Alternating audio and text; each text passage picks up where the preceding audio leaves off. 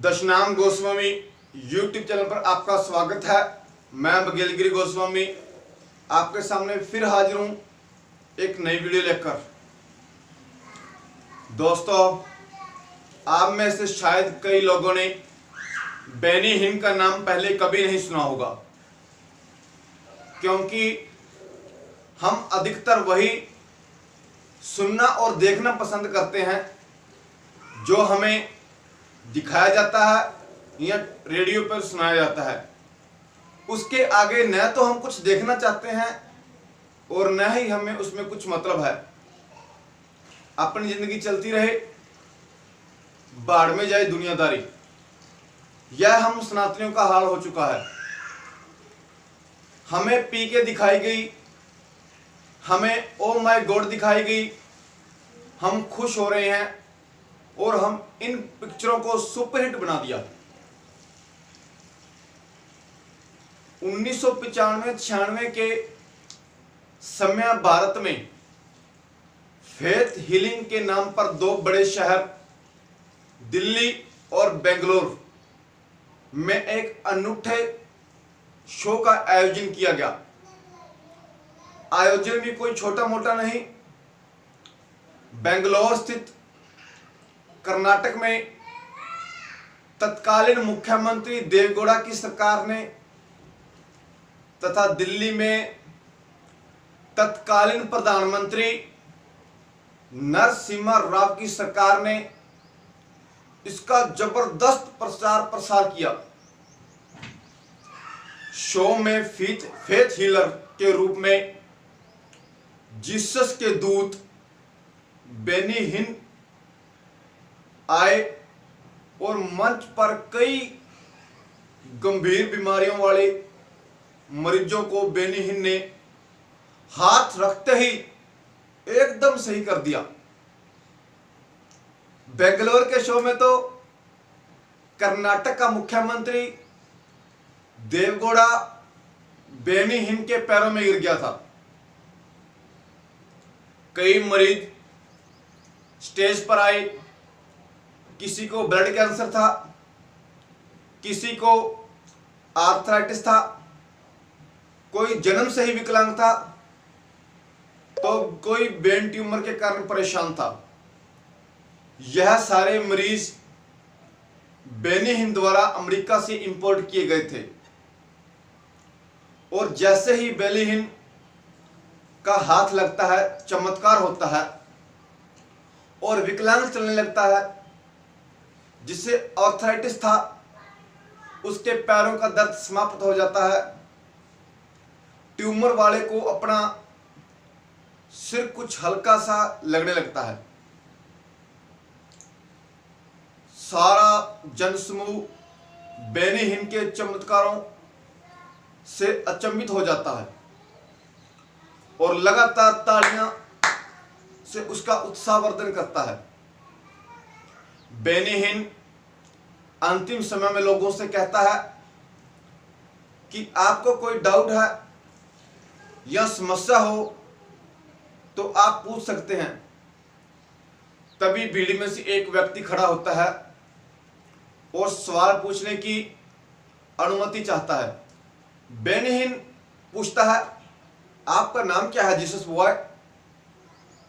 वह व्यक्ति बोलता है, मेरा नाम राजीव दीक्षित है और मैं कोई जीसस बॉय नहीं हूं, मैं एक सनातनी हिंदू हूं।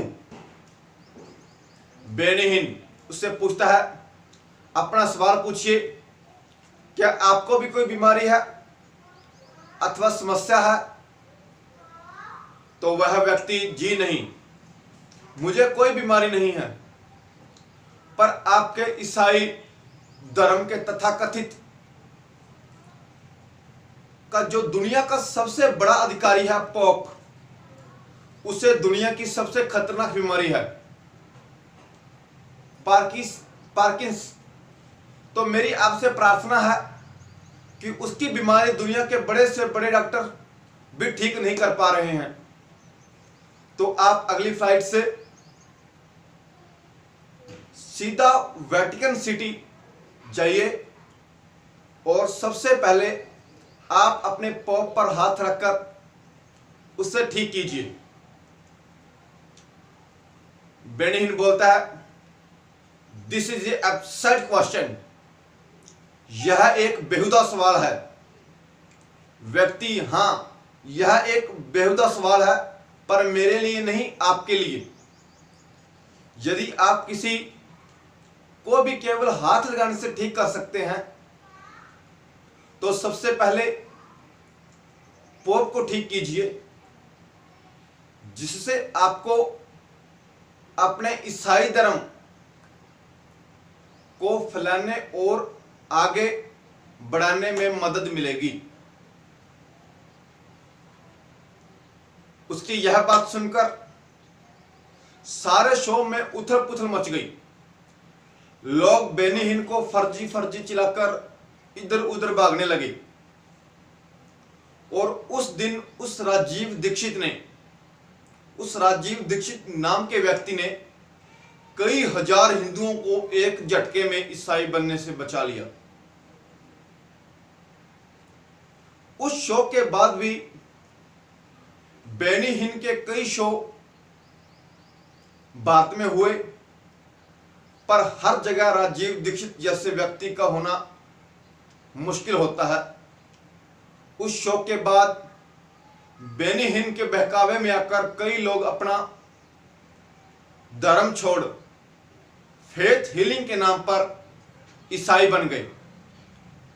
और हमारे भारत में कोई अंधश्रद्धा निर्मूलन संस्थाएं चलती हैं, जिनका एक ही उद्देश्य होता है, हिंदू धर्म के संत, हिंदू धर्म के शंकराचार्य, हिंदू धर्म के जो पंडित जो कुछ करें उसे अंधश्रद्धा घोषित कर उसका विरोध करो।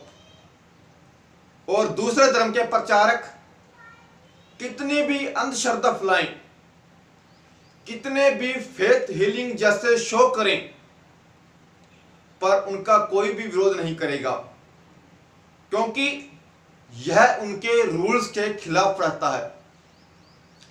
हिंदू धर्म के कर्मकांडों का मजाक उड़ाने वाले भारत में पीके जैसी फिल्में बनाई जाती हैं, और दुर्भाग्यवश हम सब के कारण वो भारत की सबसे ज्यादा कमाई करने वाली फिल्म बन जाती है।